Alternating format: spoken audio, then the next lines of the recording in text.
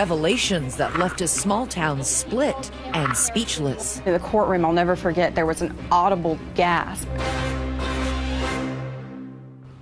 Good evening, I'm Elizabeth Vargas. And I'm David Muir. It was the kind of teenage party that's no doubt taking place all over the country this Friday night, especially with so many graduations being celebrated. But right here tonight, the party that ended in a life-changing he said, she said. And she is coming forward tonight on her own to share her story, one that's playing out on campuses and igniting a desperately needed conversation about the blurred lines around sexual consent and sexual assault. A story for every family. Here's Ryan Smith.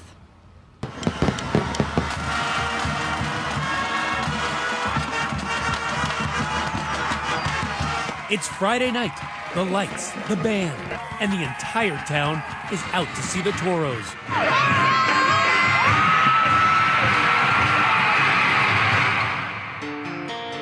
Welcome to Spanish Fort, Alabama. Population 8,000. Located just east of Mobile Bay, once the site of one of the last Civil War battles.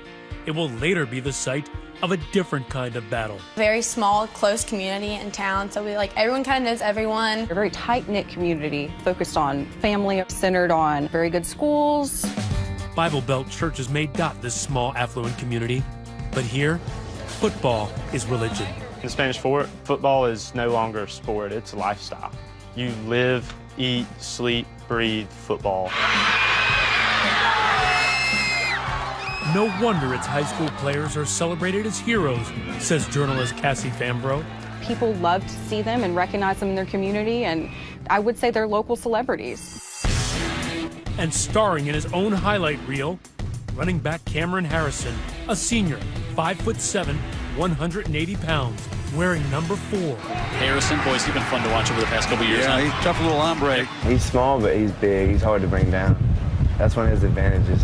He's tough. Among those cheering in the crowd, the new girl in class, 16-year-old Savannah. I am funny, independent, goofy, very goofy. I have a lot of love in my heart. Among the things she loves, what you'd expect: makeup, social media, and selfies. Lots and lots of selfies. But for the one-time choir girl singing in church with her dad, adolescence brought on some big changes, moving from the only private school she ever knew to unfamiliar terrain, public high school. I cried. I said, I don't want to move, but I didn't have a choice, so. Really? I had been at a school from 2nd grade to 9th grade.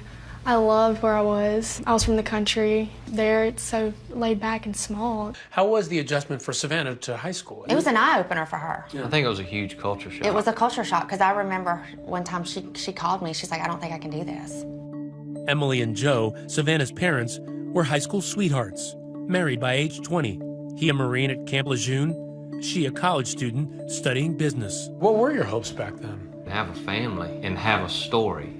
But their family story, the kind every parent of a teenage girl fears, begins on an unseasonably warm October night in 2015.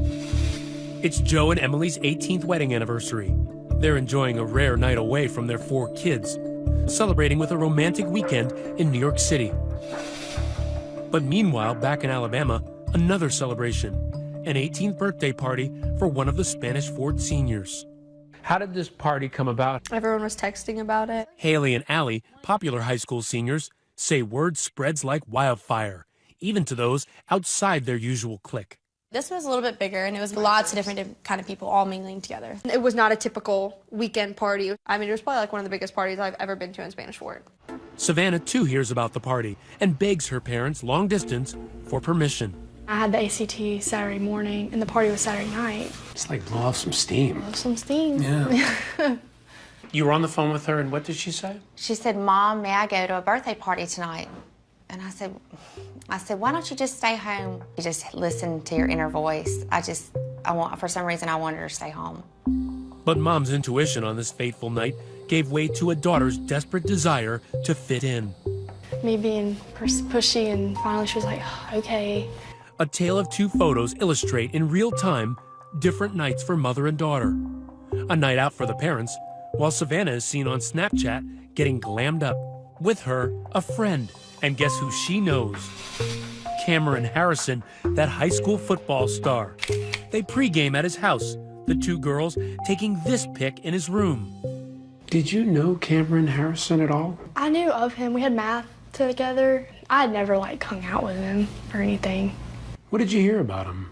He was just a short little cracker, like just a fireball, like just kind of crazy.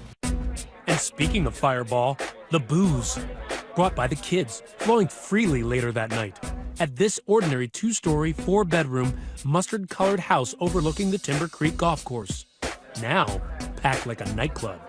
So how many people were at the party? Probably 40 at one point. Make that 41. The birthday boy's 58-year-old grandmother was home, but watching TV upstairs in her bedroom. We walked in and I would say it was a very, maybe hyped would be the word. And there was like rap music playing and there was hair slinging and arms flailing and you were just kind of like, wow. It was hectic. There were people running around, dancing, beer pong, playing video games on the TV. And the drinks were flowing? Yeah, the drinks were flowing. Hayden, a senior football player, recalls playing beer pong with Savannah and his teammate Cameron. She was just staring him down, like giving him that look. And I told him, I was like, all right, she obviously wants it. And so he was like, I know, I can tell. You had some interest in this guy. I saw you roll your eyes. Why? I always said to my friends, I would never with him, you know, he's a nice guy, but no. 40 underage teenagers partying, drinking, saying, turn down for what? What were you drinking? Smirnoff. I had about 2 of those before I got there, and then I had 3 or 4 beers, and then 4 double shots of Fireball. It was all like under an hour that I had drank this much. Others quickly took notice. I first saw her on the couch, and one of her friends was like pouring a little alcohol in her mouth, and she was like just dancing around, having a fun time and stuff. She didn't look like she was completely wasted. No, she was conscious, walking around, having a good time, not stumbling. I couldn't say she might have been able to walk in a straight line, but I don't think most of the people there could have at that point anyway. These photos posted on Snapchat may allow us to peer into Savannah's Saturday night. But what they don't show, she says, are the effects of all that alcohol. She says she remembers feeling dizzy, but that's about all. What's the last thing you remember? The last thing that I remember is standing in the kitchen with everybody, singing happy birthday. This is cell phone video of that moment obtained by 2020.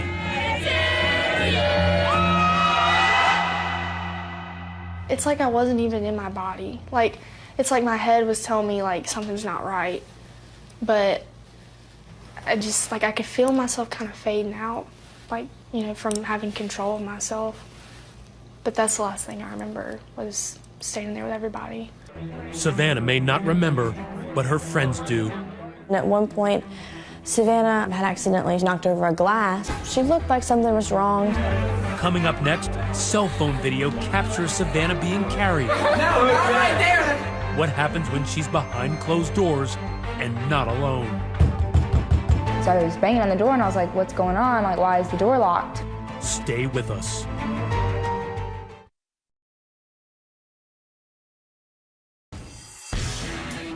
If it's October, it means the Spanish Fort Toros are in familiar territory. Their opponent's end zone, closing in on another Alabama State championship. But 16-year-old Savannah is out of her league. Evident to those at the party that she may have had a few too many. She's kind of just like, just like going crazy, like walking around. Watching from across the room, Savannah's close friend, who asked that we call her Jessica. She's drunk, right? Mm-hmm. What are you seeing? All of a sudden I see someone carrying her up the stairs. It was probably 4 people that were carrying her up the stairs like she was a doll, basically. Like they just like each had like a limb. And I was like, what the heck, when did this happen? I just saw her like on the couch. But just like the booze, there's something else that's ubiquitous at your typical teenage rager. Cell phones. This is an image of Savannah being carried upstairs. It will later play a big part in trying to determine what occurred that night. Taylor is one of those teens who helped carry Savannah. We were all just laughing, you know, making a joke out of it because it was funny, you know. Everyone had been drinking and we're carrying Savannah up, and Savannah's pretty tall and we're all kind of short. So we were kind of struggling. She says they did it so Savannah could lie down and sleep it off. Do you remember being carried upstairs? It's like I could hear things. My eyes were shut, but I could just hear everything. I just didn't feel with it at all. At that point, the popular seniors, newly 18, decide to leave, wanting to take the party across the bay to a club in nearby Mobile. We're like, Cameron, you coming? He was like, no, I can't get in any trouble tonight. I'm just gonna stay here. Wary of trouble because remember, Cameron Harrison is a standout senior whose football team is undefeated and entering the playoffs. Also staying behind, Savannah. And depending on who you talk to, you get conflicting reports on her state of mind. Whenever we were about to leave, it's whenever I saw her being carried and stuff, and she was laughing. So you saw her being carried up the stairs? Yeah, she was like, no, I want to go back downstairs. Once upstairs, Savannah gets sick in the bathroom. That grandma makes a brief appearance, handing her a towel. Friend Jessica says when she went upstairs, Savannah was barely coherent. She was just like laid on the bed with like her eyes closed. She was just like, like I couldn't really like make out what she was saying. Tell me, when she's saying that to you, is she unconscious at that point? Like she wasn't fully conscious, but she wasn't fully unconscious at that point. She was probably like in between there. She'd be like just, she sounded really like a zombie. Slurring it all? Yeah, definitely slurring. But it was after that is when I noticed like she was out.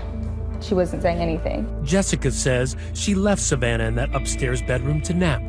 But when she returned to check on her about 15 minutes later, the door was locked. I was banging on the door and I was like, what's going on? Like, why is the door locked? And I couldn't hear anything in there. And the light was off, and I remember leaving and the light was on. She doesn't hear anything. But Cameron's teammate, Hayden, also at the door, says he hears Savannah making sounds from inside the bedroom. I heard her moaning. Like, I could hear sex noises. Eventually, the door opens, and Jessica is shocked by what she sees. So Cameron like cracks the door open, and he's like completely naked. And I was like, oh my gosh, what just happened? Half her body's on the bed with like her arms back, and then like half her body's like draped off the bed. Did she have any clothes on? She had no clothes on. She was completely naked. I started like yelling at Cameron. I was like, what are you doing? Like, she's obviously not okay right now. Like, why would you do that? And he was like, she wanted me to. She said she wanted me to. Did it seem like she was completely out of it? Yes, completely out of it. I mean, she couldn't even move. Couldn't move, but Jessica says Savannah did speak. And what she said would be crucial to the case.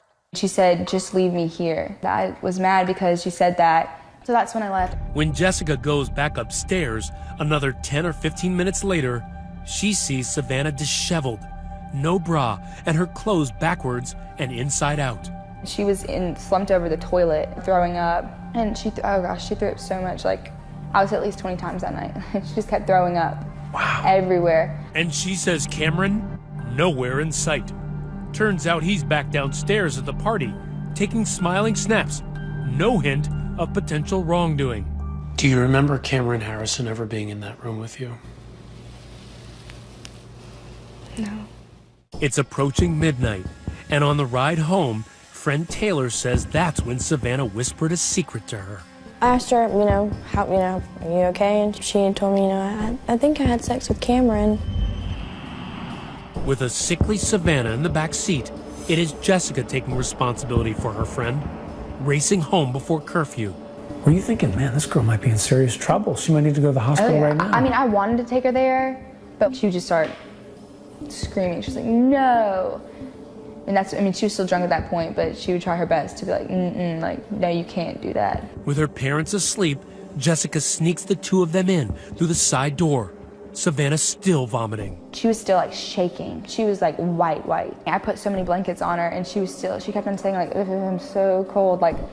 It sounded like she was just like in like a freezer. For 2 hours, Jessica stood watch over her intoxicated friend. When we come back, some Monday morning quarterbacking when the weekend's raucous house party hits homeroom.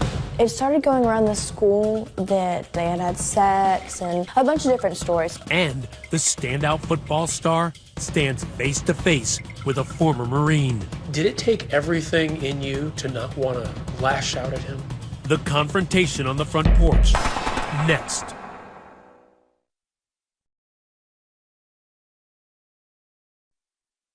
Looking in the mirror never used to bother 16-year-old Savannah. She's young, pretty, confident. But the reflection she saw the morning of October 25th, 2015 was downright horrifying. My face was sunken in. I had bruised hickeys all down my neck. I just started crying because I just felt so disgusted with myself. Disgusted because Savannah's Saturday night was a dangerous one, full of beer, liquor, and fireball shots. I felt like I was that drunk girl at a party, and I knew everyone was gonna just talk about it. But she is about to learn from her friend it wasn't just alcohol. And she said, you and Cameron had sex, but you were really messed up. And I said, I don't remember that. Savannah makes her friend promise not to mention it again. Just pretend like it never happened. So at that point, you were thinking, I want this to go away. Yes. I was still kind of new, and he was who he was. So I knew it'd be pointless to try and say something. But at that point, how did you define what he did? I just felt taken advantage of. Did you feel like it was rape? Honestly, at the time, no, I did not. Savannah goes to school Monday morning, hoping her weekend secret is safe. But it's already too late. Rumors are swirling all over Spanish Fort High. It started going around the school that Savannah was raped. So the word's out, people were talking about it. Savannah tries to keep her head down until she bumps into the man of that infamous hour, Cameron Harrison. He kind of dodged me, wouldn't look at me, just kind of kept going his way. So. Did you want to speak to him? Not really, no. I just felt like it was too, honestly, awkward and uncomfortable. During design class, Savannah gets with Taylor and a couple of other friends to discuss what happened between her and Cameron.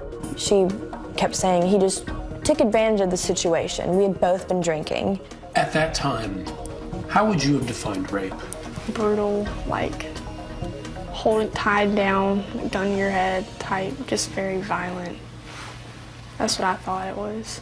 The girls tell Savannah she's wrong, and soon they start Googling the definition of rape, right there in class. Unbeknownst to them, their teacher overhears them, and Savannah is sent to the guidance counselor. They're like, we've heard about this party Saturday night.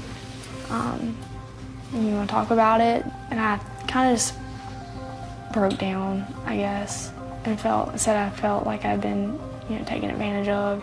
They summon her mother, Emily, to the school. And I walk in and I see my daughter in the corner, balled up in the fetal position with mascara running. What did she tell you? That she had been raped or sexually assaulted. And I got mad. That was my first reaction, I was just angry. Emily and her husband, Joe, say they went through a range of emotions. First, disappointment in their daughter, but then outrage. Somebody can say, well, she shouldn't got so drunk. Yeah, I get that. No, she shouldn't have, okay? I don't care what she was wearing. I don't care what much she drank.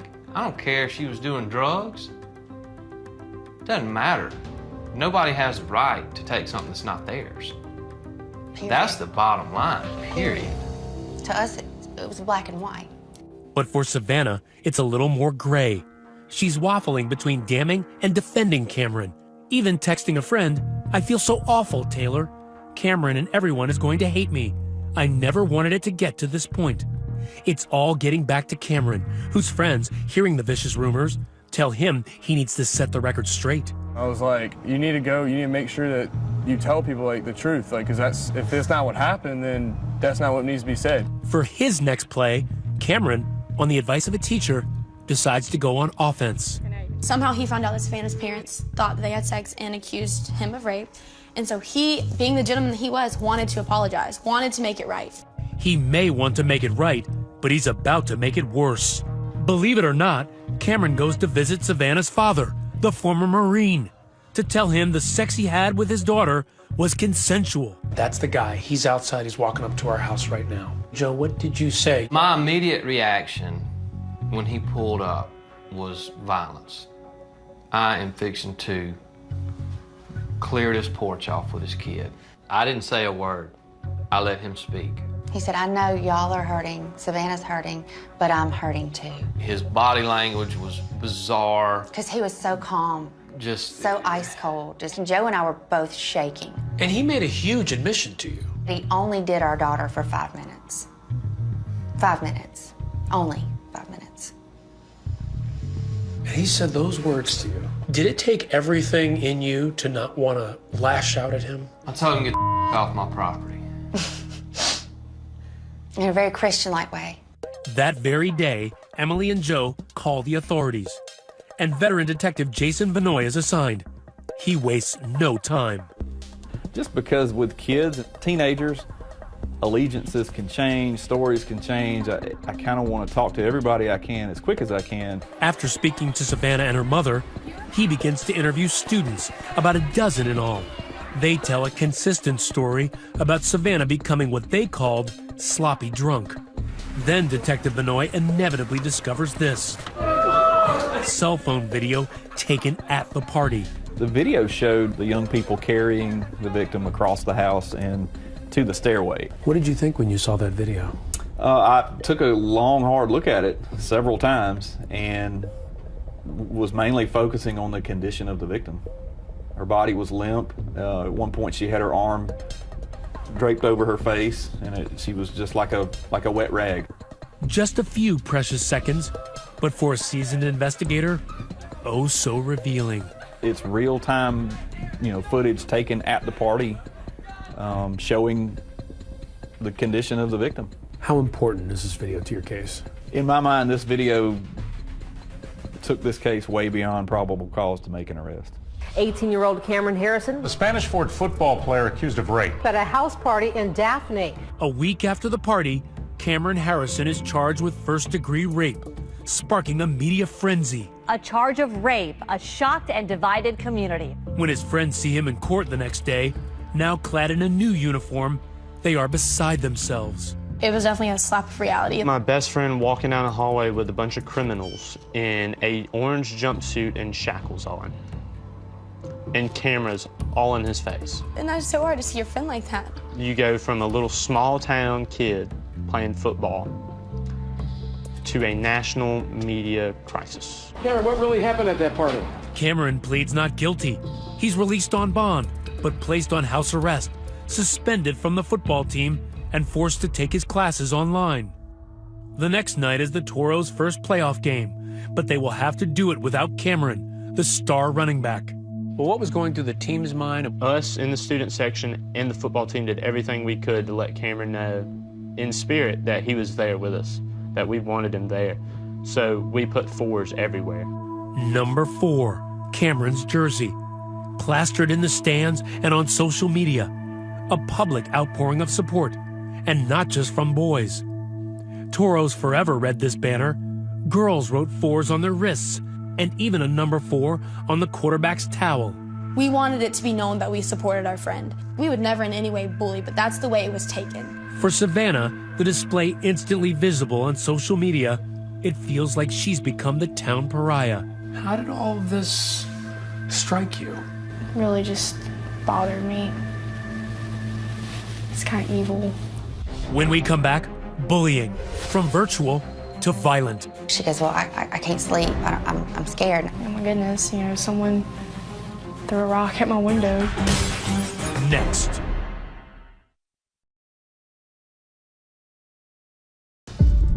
This is not something that I would expect from Cameron Harrison in any way, shape, or form. She didn't do anything wrong, and she is being punished more than he is. The drama between 2 Spanish Fort, Alabama high school students, Savannah and football player Cameron Harrison, divided the town. Cassie Fambro wrote for the local news site AL.com. There was just such a stark divide. There was the people who believed Savannah, and there was the people who thought this was a witch hunt, that Cameron Harrison was unfairly portrayed as a criminal rapist. About 24 Spanish Fort High School students defending him.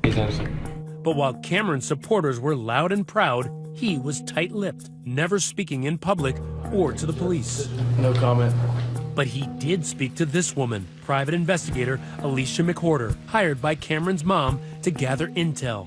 What was his state of mind like? What was he like? He was in a state of hyper-awareness that he was under a microscope and he needed to get the truth out. She says Cameron recounts a familiar tale of booze, beer pong, and all-out blowout. But new details emerge when he claims after Savannah was carried up the stairs, he ended up in the bathroom with her, and that's when a familiar face enters. Kennedy, that girl who came to the party with Savannah. Cameron states that Kennedy grabbed his face and kissed him, and then Savannah grabbed his face and kissed him. And then they move into the bedroom. And at some point, Kennedy gets up and leaves the room. Kennedy denies that she, Cameron, and Savannah were kissing each other at the same time. Cameron says it happened. Kennedy states it didn't. We're at an impasse on that. And Cameron says he and Savannah are still not alone in that bedroom. There are others, and she tells them to leave. Cameron told me that the alleged victim said, "Get the F out," and told another person, "I'm going to F him." Granted, this private investigator is being paid by Cameron's family, but listen to what two others told Detective Van Oy. They heard the victim say, "F me, Cam." But remember, the booze was flowing, and memories hazy. They can't agree on who was in the room. Did you have consensual sex with Cameron Harrison? No. If I was in the condition I'm right now, I would not have sex with Cameron. And what about that controversial statement Cameron allegedly made to her father? I only did it for a few minutes. Cameron clearly stated to me that he did not say that. How do you know what to believe? I can tell you that Cameron's story was believable, and I do believe that the young woman consumed alcohol that may or may not have impeded her ability to remember exactly everything that happened. So in your mind, she could have given consent but simply not remembered it? Yes, I believe that. I do not believe she was passed out. No one saw her passed out. Not passed out is key, because the charge against Cameron is that Savannah couldn't consent because she was either physically helpless or mentally incapacitated. The question all comes back to, what was she capable of doing at that moment? Savannah says she becomes the victim of cyberbullying, and not just from classmates, but from their parents too. It's hard enough, kids my age, doing these things, but when it's an adult, that just hits a new nerve to me. And then one night, she's awoken to a loud bang. A large cement chunk of just rock brick about this big shattered her window. The DA says the latest potentially dangerous attack crossed the line. And then Savannah says, one by one, many of her friends publicly turned their back on her. I think their social life was more important to them than, supporting me. With their daughter isolated and outcast, Savannah's parents offered to move schools. So I said, no, you're not gonna run me out. You wanted to stay I wanted to stay, to prove a point. I'm gonna be strong, I'm gonna show them. I didn't make it through first period. Why not? Everyone was staring at me like I was the devil, just giving me a look of disgust. Savannah toughs it out for 6 months before the family decides to sell their home and move out of Spanish Fort. I deserve to feel happy again. It's not, that they got to me, it's just that I deserve a fresh start. Now, it's Savannah's turn to strike back, not even waiting for a trial. Armed with her cell phone, she decides to go public, blogging about her reality and how society has it backwards when it comes to sexual assault. We teach don't get raped instead of don't rape. Does anybody else not see a problem with this? Why did you decide to start blogging? I wanted to have a voice. If you see a girl who's clearly been drinking and to the point of passing out, you help her. Next, the case is headed for court. Both sides brace for battle. We don't expect to lose this case. Now, Cameron Harrison also has the right to be publicly exonerated and publicly vindicated for a false allegation. You cannot rape an unconscious girl. It doesn't matter if you're a high school athlete star. You cannot do this. But could Savannah's own words come back to haunt her? There was a blatant text saying, "You did not rape me." They say Snapchats disappear. Not this one. Stay with us.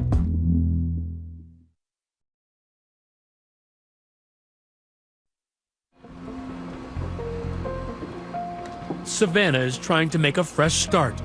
New surroundings, new perspective. I love film, writing, photography, art. Life in itself makes me happy. But there is a piece of her past that threatens to undo the entire case against her alleged assailant, 18-year-old Cameron Harrison. He shows authorities a bombshell, a Snapchat message Savannah sent him 2 days after the party. And here's what it says: "You didn't rape me. I mean, you took advantage of me, but I forgive you, and I know you were drunk." It's a huge break for Cameron's defense. And for his buddies, it reinforces what they believed all along. There was a blatant text saying from her to Cameron, "You did not rape me." That should have ended it. That's the bottom line. She admitted that he didn't. If she said you did not rape her, we know that you didn't rape her. Like, she said it, and she told him that. This Snapchat she sends, "Hey, I know you didn't rape me." That just goes to show that she didn't know the meaning of rape. Savannah says the message was part of a larger conversation initiated by him, but only this snippet was saved by Cameron. Well, the selling point to Snapchat, the reason that it's popular, is if you don't screenshot it and save it, it's gone. And the breaks keep coming for Cameron. Remember that video of Savannah being carried up the stairs? His defense attorney claims to have found more of it. This additional frame where Savannah appears awake and smiling. The defense seems to say that there's another second in that where she's smiling. What's your impression of that? Unconscious people can make all kind of facial expressions and they can have their eyes open. My position is that she's physically helpless, and that is very much bolstered by the fact that she's having to be carried. Two key pieces of evidence, but both sides saying it proves their case. Her smiling doesn't necessarily mean this was not a rape. But as jurors evaluate the case and have to decide, is it proof beyond a reasonable doubt, every little factor becomes relevant. But that's little comfort to Cameron as he awaits trial. For the past 6 months, these four walls have become Cameron's closest companions. Now, only photos providing a peek at the life he once enjoyed. This is my senior banner. All the senior football players got on this year. It says running back, Cameron Harrison. All my friends made this for me. Cameron showing us this window into a life seemingly put on permahold. I'm blessed to have so much support from all my friends and family. Trapped by a dark cloud above him, and that device around his ankle monitoring his movements. How far, Cameron, are you allowed to go? I can go to across the street over there. Ironically, the former running back's world is now limited to the length of a football field, 100 yards. His mom, Karen. We just deal with days as they come through, and our love grows stronger every day. And we're gonna make it through this. Come on in, baby. How you doing? Good. Suddenly, throngs of kids begin to arrive. Cameron's classmates. It's graduation day. Cameron not being able to walk with us definitely, kind of makes me a little heartbroken. My best friend. They don caps and gowns for a makeshift ceremony. Oh no, you don't have your tassel? There was one in the kitchen. Oh, good Lord, go get it. Hey, Garrett, it is a big deal. While the future appears bright for them, Cameron's is still unknown. He's facing the possibility of 10 years to life for rape. And District Attorney Hallie Dixon is showing no signs of mercy, local hero though he may be. Do football players get a free pass? absolutely not. Not as long as we're prosecuting these cases. They will not get a free pass. So for you, there's no question Cameron Harrison is a rapist. There's no question. I'm not saying that he is this evil human being. I am saying what he did was wrong. When we come back, Cameron Harrison's day in court is coming. We did everything we could to block the camera crews. Savannah braces for a face-to-face showdown. He did wrong. Every choice has a consequence. The stunning conclusion next.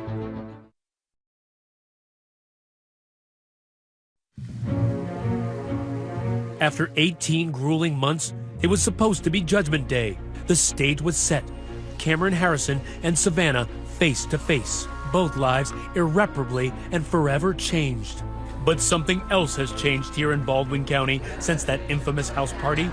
That brash District Attorney Hallie Dixon decides not to seek re-election, and a new DA takes a fresh look at the case.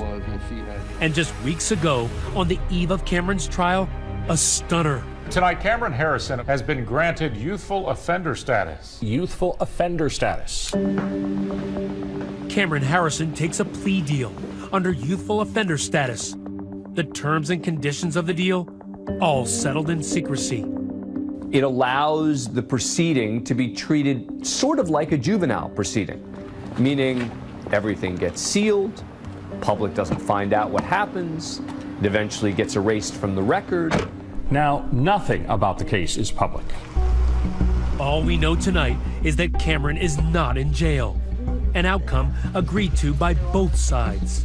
The key when thinking about why was a deal cut is to look to the alleged victim. Was that because she was pressured by the DA? Who knows? Was it because she didn't want to testify? It's a smart move for the defendant. If he can not serve time, get treated as a youthful offender. Cameron and his family were scheduled to do an interview with us. However, part of that plea agreement prevented both sides from talking further about the case. It's not really a resolution at all. Those people who look at him as a criminal or her as a liar, they're never going to be dissuaded because there's no real conclusion. For many, the case ending just like it started, in a fog. What happened behind that locked door will stay behind that locked door. The reminder for parents is underage drinking and limited supervision can lead to some pretty dangerous consequences. And that may leave you wondering about that grandmother, the only adult present that night. She pled guilty to a charge of hosting the party. She got 6 months probation and was fined $250, telling local reporters, "It's a sad situation for all parties involved. You know, I trusted teenagers. That's my problem." As for Savannah, when we last spoke to her before the plea deal, she had this to say about Cameron. If you could say something to him right now, what would you say to him? I forgive you. You do? Yes. Life's too short to harbor any pain and anger. My way of starting off closure is forgiving.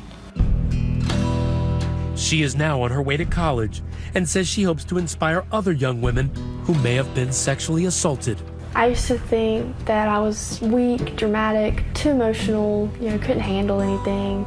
And then going through this, I've realized how strong I really am and that I underestimated myself the whole time.